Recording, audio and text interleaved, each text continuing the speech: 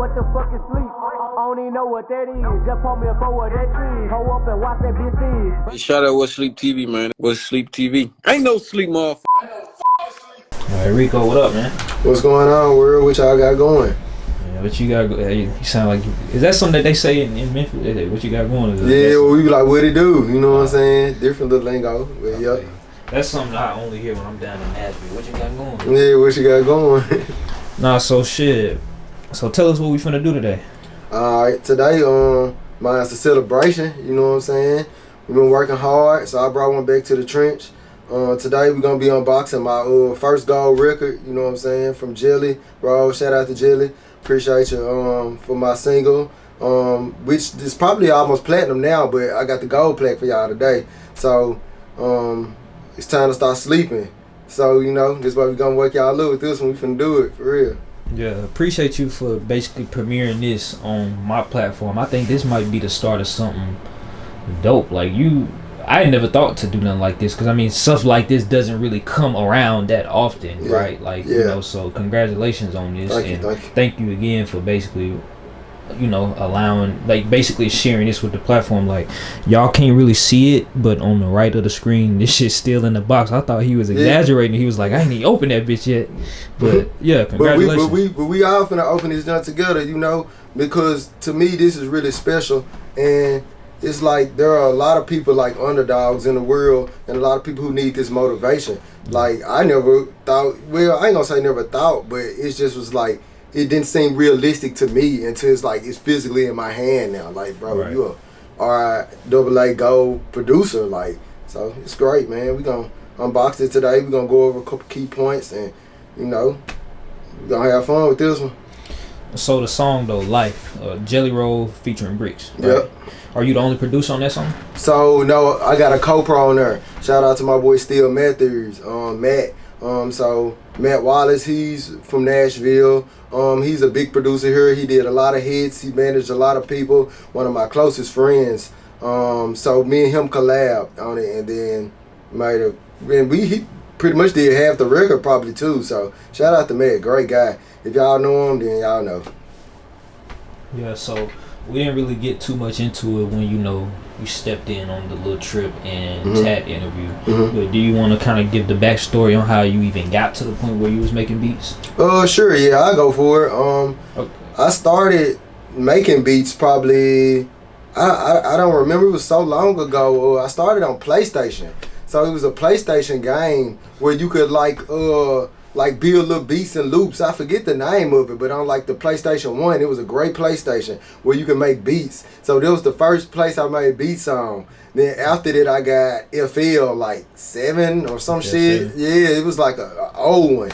I started on 9. Yeah, and then so I started cooking up on that, like on my mom's computer. I used to like come home on my lunch break from school and make beats and then go back to school. Like, that's how dedicated I was to making beats. And then I saw my first beat like 10th grade for like $50. For real, same. Yup. Sound click? No, hand in hand. Yeah, just yup. So just hustling it, and then it's just been a thing since then. Like, from then I just kept going. I just kept elevating my sound, and you know, after that got a record deal, which was cool. Traveled the world, made a few beats for a few more people. But once I moved to Nashville, I came here because I was like, I want to get a degree for music, and you know, I don't want to be just another person who said I can make beats. I want to like really be a producer for real. So I came here, network, and I love it because it's Music City. So people collaborate and great things happen, you know. So I'm very happy to be here. And explain that. You said you wanted to actually be a producer and not just make beats. Yeah. I know what you mean by that. So produce. So by that I mean, like, I actually wanted to be able to produce records. I wanted to have all the elements and components that it take to make a hit record. I want to be able to write the record. I want to be able to compose the record. I want to be able to engineer the record, mix the record, everything that it takes to make this record, you know, a good record. So I didn't want to be just a beat maker anymore. Like, so that's what made me just like, let me expand my knowledge, you know what I'm saying, and my craft. So that's pretty much why I kind of Nashville, because I feel like there are so many people here who are great musicians, And that's important to me when you're trying to create. Because now I'm working with like different guitarists who got Grammys. I'm working with different pianists who are international. I'm working with so many different people now who bring so many different aesthetics to the table to make the record great. And that's another thing about, like, I think beat making versus producing. It's about getting the right elements to make the song great versus you just trying to do it all yourself. You know what I'm saying? Yeah. Okay. So when did you kind of realize, or when did you like learn what the difference is between a beat maker and a producer? And is it offensive if somebody calls you a beat maker versus a producer? Because I've heard some people be like, bro, I'm not a beat maker. I'm, you know. Well, I mean, it's not offensive to me because I come from being a beat maker, but it's just like, but now I've graduated. So if you know me, then like greet me with the respect of that now. You know what I'm saying? But what was the question one more time though? Basically, when did you realize that like to take it farther that you need to become a producer and not just make beats? I realized that when I like started going to the studio with different artists who actually took time to compose it. See, in the industry that I was in at first, a lot of artists would just call me to the studio, we pull up a beat and they just get in there and freestyle, rap, you know what I'm saying, all the way through it. But then I started going to sessions with like Jelly or my partner Matt in different sessions where they're actually sitting here with songwriters. They're composing a song, they're playing the guitar, they're laying down layers. There's like 100 layers to make a song. So it's just like I see the difference now why these songs sound like this and these songs sound like this. It's about what you put into it. So that's what made me see the difference. Like, okay, I gotta, turn it up a notch. Like, so. Man, I'm actually curious to like, what was your introduction to Jelly Roll as an artist? Because I met Jelly Roll back in 2019. He gave me like one of my first interviews. Nice. That got me a lot of views. What, you know that? Damn, nigga. 2 years. Look, I ain't do his research. 2 years. Yeah, I ain't do enough. Yeah, but he gave me one of my first interviews back in 2019. Him and Struggle Jennings. I appreciate him for that. So that was kind of like my introduction into really knowing Jelly Roll. What was how did you get to the point? Because you started in Memphis making beats. Yeah. How the hell you end up in Nashville and you basically working on music with Jelly Roll? Because that's a journey. You know? My introduction to him was kind of crazy. So when I initially got here, I just still was kind of doing the hip hop thing for a while. And what year? I can't recall the year, but I've probably been here like at least like 5 to 7 years now. Okay. So it's been a while. But when I initially got here, I really was like kind of listening out for artists, but I didn't really know too many artists in Nashville other than Starlito and Young Buck. Like those were the only two that I knew of, and my friends were super close with Lito, so that's always a go-to. And then Young Buck, over the few years after that, one of my good friends Lee, rest in peace Lee, Baxley, we at Axis One, they introduced me to Young Buck and D-Tay and all these people, so I started working with them then. But still, I didn't run across Jelly Roll. And then this one particular time, shout out to my boy Lil Trip. Lil Trip hit me and was like, hey bro, I'm finna go on tour with Jelly Roll. And I'm like, okay, that's cool, but I'm still trying to figure out what's going on. Like, I don't know exactly who this is. I'm heard other name, but I don't know who this is for real. So I go with Lil Trip on tour, and I'm working a merchandise stand. I'm just selling t-shirts and shit, like, for Trip, you know what I'm saying? While he's opening up for Jelly, I'm just selling the merch. And shout out to my boy Chisel too. Rest in peace, Chisel. Chisel pushed so hard for us to be on that tour. He just with Jelly, like, yeah, I gotta get y'all on here. Cause he saw something in us. And then from there, that's when I ran into Jelly, and then that's when I ran into Steel Mathers. He's like, yeah, you been at every show. At the time, he was Jelly manager. So he's like, yeah, you be at every show. You're super consistent. Bro, probably let's get in the studio. Let me see what you got. And he took a chance on me and believed in me. And the results just, started skyrocketing. So, and after that, it just was a thing. It was just like, hey, this kid got some flavor. He got some juice. So I just stayed with it, consistent with it, Damn. Yeah. That ain't what I expected. I ain't know what to expect, but that's what crazy. So yeah, I started selling merch. Like they didn't even know I did beats, you know, but cause I'm not the type of producer to be like all in people's face trying to display my talent. I just work hard and, you know, just be honest and be true. And what comes to me comes. But I don't really worry about it for real. That's hard. Okay. So, do you remember the exact studio session when y'all was creating the song that, you know, we had the Plaque for right there? Yeah, I do remember that session. It was a good session. It was a cook-up session. So when he did the vocals, explain what you mean by cook-up session. So it was a cook-up session. So my boy Steele was like, "Hey man, I really need you to come over. Let's work on a few songs. I'm gonna play the guitar, and I would love if you would come do some drums." At this time, country rap and country trap wasn't really a thing, you know. So we're building a sound that I didn't know that'll take over today. You know, it's like everybody's on their wave now, but I didn't know then that it was that. So we're having a cook-up session. I'll never forget. It was Steele. He called me. DJ Chill. Shout out to Chill. Chill came through. Lack Man came through. So we're all just in this session working. Just making beats. Trip was there, I think. And we just sitting back cooking up beats, and we probably made a pack like a 4 or 5 pack, and he was like, "Yeah, I'm gonna send these to Jelly." So I'm like, "Okay, cool." I'm not thinking anything of it, cause I'm just like in my element doing what I love to do. And then he called me back a week later. "Hey man, I think that record is gonna make the Jelly. He cut on your record." I was like, "For real?" He was like, "Yeah," and I was like, "Damn, sick." But still, I still don't know what it's finna be yet, you know? I still don't know how big this song is finna be. Yeah. And then from there, it was just like, well, boom, this is 2019. So then the record comes out 2020. So mind you, we're in COVID now. So it's COVID, no one's doing shows, no one's touring. It's kind of a bad time to put out a record, you know?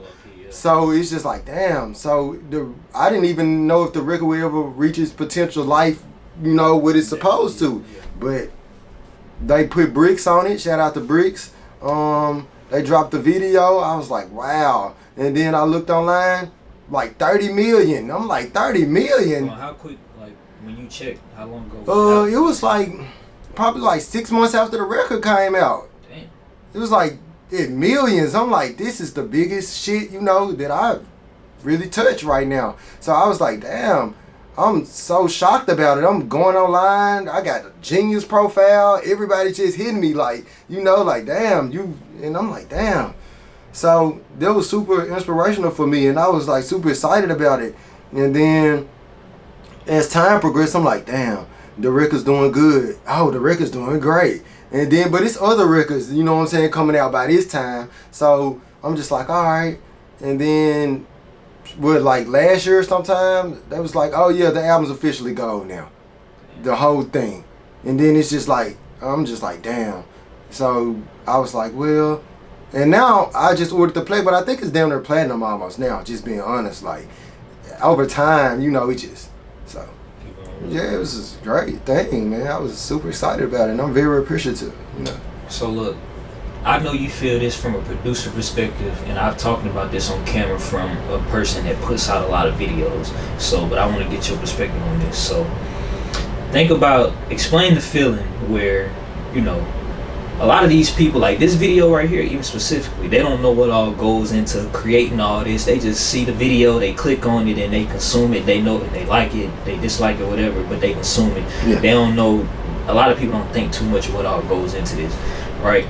So a lot of my videos, like a lot of people don't even realize like the feeling that like you see when you know it's somebody that's like, man, I can't wait for that next video, I can't wait for this, because, you know, we put a lot into this shit, right? So with that song though, explain that feeling where you see how people might say like, man, this shit changed my life, like I listen to this every day, or this made me help this decision or that decision. Explain that feeling.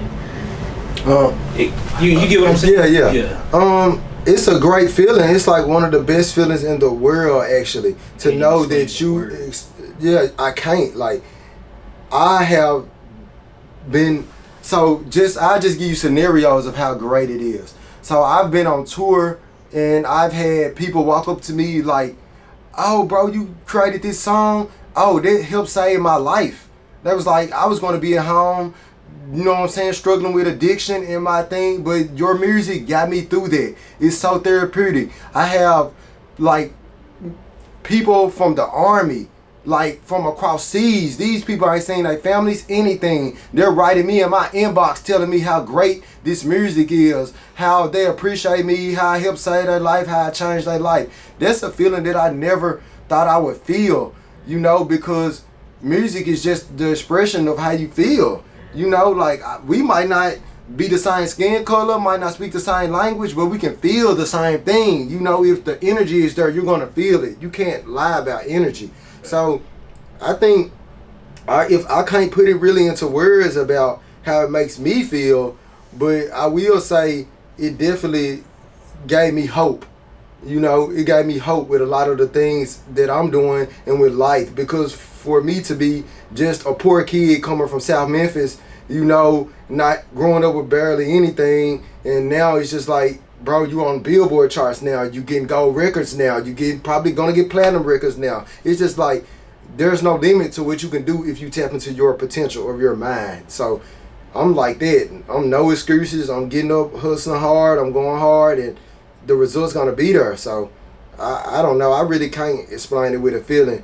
I can just, I will say the feeling makes me just keep going. When I'm feeling tired, when I'm weary, when I don't want to do it, it's just like, yeah, let me just keep going, because there are so many people who love and appreciate what we're putting out to the world. So yeah, that's my same answer. Like, you can't even really explain it into words, like how, I don't know. It's just tough. Like, it's just tough. It's cool as fuck though. Yeah, it's super lit.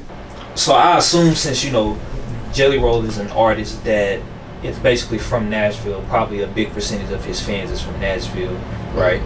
Do you get a lot of love and support from Nashville specifically that you know about? Hell yeah. It's crazy. I can get in an Uber or a Lyft and I'll be like, play my song, or I'll be with my friends most of the time and they'll be like, oh, he's too humble, he produced music for woo woo woo woo woo, cause I'm not a name dropper, right? And then and they just so excited. Like, I done been jail, cell, hell, and they all love Jelly Roll. They just like, oh my God. So yeah, by being in Nashville, I've been embraced so much, just from having been around that situation, and then just even like plenty more artists in Nashville. But I mean, Jelly Roll is just a hometown hero, right? Like, everyone here loves him, and now everyone around the world loves him. They're starting to see why he's the person he is, and he's a great guy. Like, great dude. Like, take care of his family, you know. Like, I don't have anything, you know, no ill will. I love Jelly Roll, you know. Me too. And that's the thing about it. Like, I never knew how special he was until I knew how special he was. So that's an amazing thing, you know. And it makes me want to, like, just be better, and it makes me get out here and network with these artists even when they're on a lower spectrum, because you never know who's going to be the next Jelly Roll, who's going to be the next Lido, like any of these things. So Nashville has definitely embraced me, showed me love. I can't even begin to name how many artists done hit me up. Everybody, Coco Boss, Bubba Sparks, just, you know, so many different artists. Just like, man, we love what you doing, keep going. Yellow Wolf, you know, like, just different people. So it's just like, man, I got a love for Nashville. Nashville's awesome, man. I feel like it's just gonna keep getting better. So that's the good thing about it. So, you think Nashville gonna be one of them places that you kind of always call home, or you look at Memphis more like that? I think so. I think I'm originally from Memphis, so this is gonna always be home. But Nashville is always gonna be like my second home for sure, because just the love they showed me, the ties and the connections I have here. I met so many real people here, you know. And then Nashville also is like, it grows so fast. So, you know, it's just like, you talking about over the years? Yep, yeah. Just period. Like, you know, like from my NFL friends that I have, like, it's just like all of these people, like, just, it's always something here or somebody here. It's just crazy. Like Post Malone's just here. Band plays here. Shout out the band. Love Band. That's one of my good friends. You know, like, it's just so much talent and so much love here. And I feel like that's why Nashville is a successful place. That's why people come here to do music. That's why people come here to set up businesses, because they will embrace you, you know. And if you work hard, then they'll support you. So, hell yeah, I fuck with Nash, tough. Sure. Nash Vegas, that's what I call it. Well, on that end though, can you, if you were to name like 3 artists that maybe the people watching don't know about, or maybe I don't know about it, you think I should tap in from, that's from the Nashville area, can you name a few? Like, for artists that I think that's gonna be great from here? Yeah. Of course, I gotta give it to my boy Trip. I feel like Trip is just one of them hidden gems from here that's gonna, you know, he's been made a name for himself and he's just steady growing. So I gotta give it to my boy Trip. Of course, Top. I love Top music. I've been on Top lately because, I mean, he hard. He slide. And if it's hard, then I got to get credit where it's due. And then another artist, he's not from here, but he's based out of here, Atlas. He's a pop artist that we've been working with lately. Great guy. Music phenomenal. He's like damn near at 1 billion streams right now. Like, under the radar going crazy. So that's my thing. Like, I'm an underdog, so I represent that, you know, all the people who still striving to push their music out and just go up for real, for real. For sure. Alright, well, shit, is it anything else that you want to talk about before, you know, you show them the plaque? I mean, just a few thank yous. I don't know, it's probably true. Oh, yeah. What up? Yes, sir. I just was talking about him. I just want to come see. Yeah. You heard what I said? What up, though? Oh, you heard what I said? Oh, yeah. I just want to do thank yous, you know what I'm saying? Like, and just shout out everybody that I feel like played a part in the journey where I'm at now and then where it's going. First and foremost, God, for sure. You know what I'm saying? Thank God forever. Because, I mean, this my strength, you know. When I'm being times by myself, this is the only person I can really turn to. So, God, for sure. I want to thank Jelly and his whole team. I want to thank Matt. I want to thank Trip. I want to thank my son, Jason, for giving me the motivation. I want to thank platforms like Wood Sleep, you know, because I fuck with this so tough, and to me is broadcasting good energy, and Nashville needs that. So I love that. I want to thank my boy Stu. Shout out to Spins. And I guess, I mean, the list could go on and on forever, but that was just a few. Shit, I guess we're going to unbox this plaque now. And I want to dedicate this to Chisholm, R.P. Chisholm, because he made sure that we was on that tour and pushing. So this one for him. Perfect time to do. Hell yeah. Alright. This is where we is with it.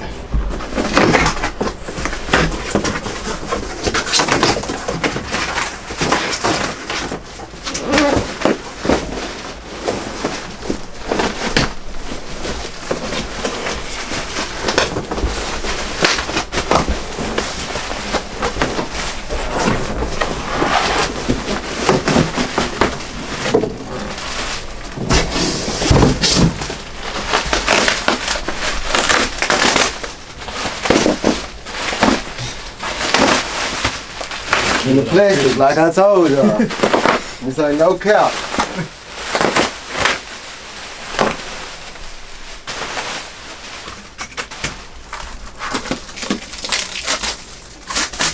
This the first one of 1 million, y'all. We finna go crazy. If I can ever get this one open.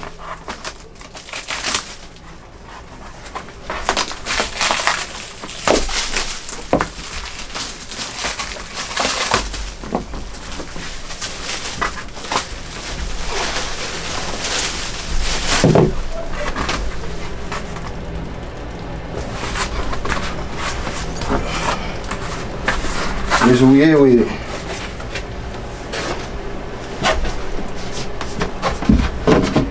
First joint. Solid dog, baby. This what we here with it. Present it to, you got your, oh, do you care if your first and last name is shown? Yeah, for sure. Okay, okay. Show that. Show this shit. Yeah, so they know it's this really legit. his. Oh, Yeah, this man. the legit joint on me, yeah. Yeah, congratulations. Doing, yeah. Congratulations. Yeah. Thank y'all. Certified. This for y'all. How you feel about like? I mean, how you feeling right now? I feel good. Holding solid gold right now. Ain't no cap in it. Ain't no capping on what we doing. So just look out for it. We coming with some more. Thank y'all.